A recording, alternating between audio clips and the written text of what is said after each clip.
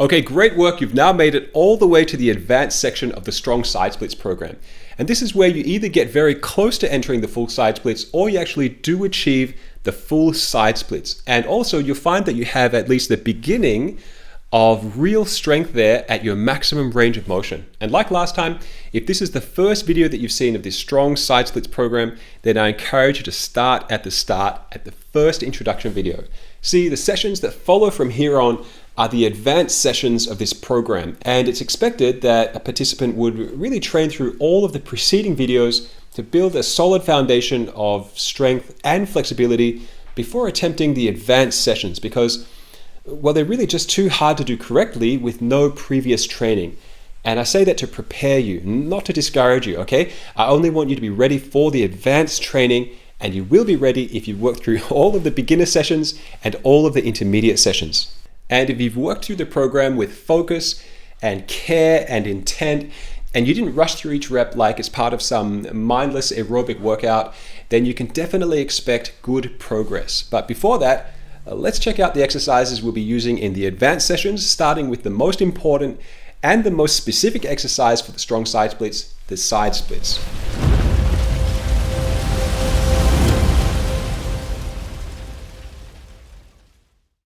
As always, our first stretching exercise is the full side split. Now I've sequenced the side splits here always at the start of the workout, straight after our warm-up, because there's going to come a point where you'll finish your 7-minute warm-up and then go straight into the full side splits. And I'll use myself as an example. At the start, we couldn't even do the side splits after about 30 minutes of training.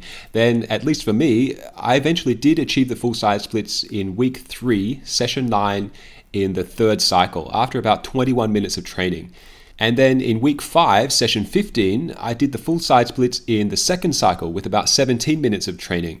And then eventually you'll see in week 8, session 23, that I entered the full side splits in the first cycle after only 9 minutes. So as I claimed in the introduction videos, our maximum range of motion is slowly becoming our natural range of motion, and we're slowly achieving greater flexibility with a shorter warm-up. And not only that, we're training our adductors to be strong there in the splits and strong enough to suspend our body weight. And later in the final extra sessions, in the 10th week, we'll work on reducing the warm-up even more. But for now, that's not the goal of the advanced section of the program, okay? The actual goal here is that you just enter or you just begin to approach the side splits. And either way, I do hope that you're starting to need less time to achieve a greater stretch. And now for technique. As always, our target muscles here are the hip adductor group, especially the gracilis muscle on the inside of our groin. At this point now, you should start to ease down into the stretch with no hands. Just set your feet wide and then in a controlled eccentric contraction, ease yourself down into your max ROM. And what's an eccentric contraction? Well, that's when your muscles are lengthening under load, okay? Lengthening so that you're letting your feet slowly, under careful control, you're letting your feet slide out wider. So what I like to do is to let my feet slide out wider in an eccentric contraction, very carefully of course, and then pause and hold myself in an isometric contraction for a few seconds. Then carefully slide out wider, then hold, slide wider, hold, and just repeat the slide and hold until I'm there at my max ROM. And just to note again that both the slide and the hold are both contractions, okay? When I slide out wider, that's a very controlled eccentric contraction because the muscles are lengthening under load, and the hold is an isometric contraction because the muscles are held in a fixed position. And in regards to breathing, throughout all of this, do your best to take deep, controlled breaths instead of, quick, shallow breathing. Of course, you reach a limit with that kind of controlled breathing because you'll be working quite hard. Okay, so don't expect to perform, the relaxed kind of breathing that you might be doing during a relaxed stretching session. That would be nice, but you're training quite hard at your max ROM here. So just do your best to control your breathing without exhausting yourself. And then when the stretch is too much or when the load is too much for your stretch, set your hands down to support yourself. From there, sit down into the seated stretch and then lean forward into the pancake splits. When you lean forward into the pancake splits, try your best not to bend your back too much. Of course, your back is designed to bend, so I'm not saying that it's dangerous. Just that if you do bend your back, the stretching load is going to be much less on your target muscles and much more on your back. So to avoid that, to put the stretching load on your target muscles, just try to hold your back straighter as you tip forward. Eventually, we want to try to point the front of our groin or the front of our hips, pointing them straight down to the ground. And when you're there, your adductors are naturally going to contract to hold you there. And yeah, if you need proof that they're contracting and working there at their max ROM, just hold yourself there for a while and you're going to feel them burn out from fatigue. Okay, they'll burn out from working to hold the contraction. And to summarize the technique again, carefully slide your feet out wide, then hold. And repeat the sliding and holding until you're there at your max ROM. Hold yourself there in your max ROM, then sit back into the seated splits, and from there, lean forward into the pancake splits. And that's 1 rep. And really, don't rush any part of it. You need to keep it really safe. In the upcoming advanced sessions, we'll modify the speed of our side splits reps, ranging from quite slow to really, really slow at a varying cadence of around 1 rep in 30 seconds. Side squats again, same as our warm-up, same as our beginner sessions, and same as our intermediate sessions. In fact, we've been doing them so many times and for so long now that it shouldn't be too much of a big deal. And for that reason, now that you're getting good at them, you really need to focus on great technique and not rush through them to just get them out of the way. Really squat down into a stretch, make them all count and make them all contribute towards improving your strong flexibility. And like before, you can achieve that by stretching down into the side squat. And then as you rise up into the next squat, try forcing your extended foot down through the floor. That way you should be able to engage the adductors of the extended leg at their max ROM.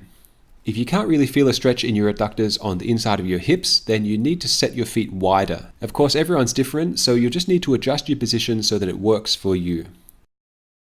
The side leg ups that we do for our actual stretching exercises are exactly the same as the warm-up exercise. So that means these are dynamic stretches that are very specific to the side splits. The target muscles are the hip adductors on the inside of our hips again, and we want to stretch them with the opposing muscle group by contracting our hip abductors. At this point of the program, in the advanced section, you really must not swing your leg around or create too much momentum with the rest of your body. Just focus on creating a controlled lift by contracting your abductors alone. And you really want to focus on intentional control so that you're not swinging your leg past your current max ROM. If you do that, if you swing past your max ROM, you're probably going to get injured, okay? So that's why you want to create a controlled lift. And that lift is going to be controlled by your abductors, not your upper body or anything else swinging your leg around. I don't want to go too much into the details of the stretch reflex in an exercise like this, so instead I'll just point you back to our text reference, Stretching Scientifically by Thomas Kurz. In fact, you can always refer to his work if you want some really, really detailed explanations of our training here. And back to our leg ups, as we progress through the advanced sessions, you'll have the option, not the obligation of course, just the option to add weight to your leg raises like I do. Each week, I add a 1 kilo weight to my ankles and perform my leg ups that way. If you do choose to train with leg weights, you'll understand very quickly why I emphasize control so much, okay? Because that's how we train safely without injury. We're going to do 2 versions of the knee splits again. Firstly, leaning forward with 2 hands like the pancake splits, and then the upright version with no hands like our basic side splits. For the first version, leaning forward with 2 hands for support, you want to kneel down with your knees wide and then lean forward with both hands to help support your weight. Place your feet as wide as your knees behind you and your hands as wide as your knees in front of you. In this position, use both your abductor and gluteus group to open your knees and lower your body. Just be careful as you get there. From there, when you're stretched out at or near your max ROM, purposefully make your adductors, your groin muscles, make them contract enough to raise your hips up. Then relax to lower yourself back down into the stretch. Okay, so there's the stretch contract technique for you. Relax into the stretch and then contract in the stretch. Okay, so stretch, and then contract. And it's stretching and contracting that completes 1 rep. Count through the set of reps and remind yourself that you're here to get stronger at your max ROM.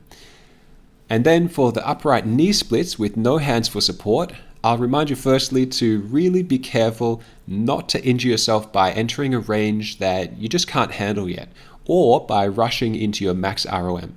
And with this, there's a few ways to get into position. The most challenging is to start with your knees as wide as possible using both hands to support you.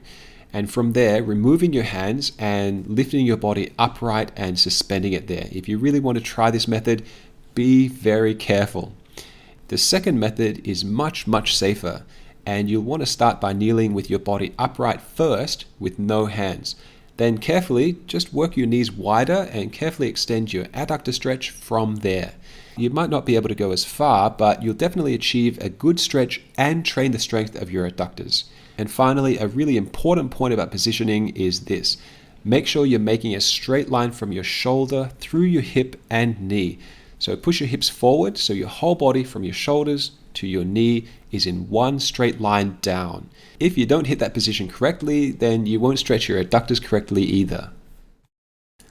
And besides our warm-up, those are the only 4 exercises that we'll focus on in the advanced sessions, because those 4 stretching exercises are most specific to our goal, 2 strong side splits. Of course, we'll be increasing the rep load and increasing the weight load in most of the exercises. And yes, we'll be making other slight modifications to our exercises. But besides that, these are the 4 exercises that are going to take us to the full side splits and make us strong in the full side splits. Like I explained at the start, 10,000 method programs are built on repetition. And that means our training is repetitive. We're going to do the same stuff over and over and over again, thousands of times, tens of thousands of times, until we've changed our body to master a new skill. And in regards to our strong side splits program, it'll be stretch after stretch, contraction after contraction, rep after rep, because of course, reps build skills. Okay, so stay disciplined, stay intentional, and focused and intense, because with that, you'll remember that we're training for a very specific goal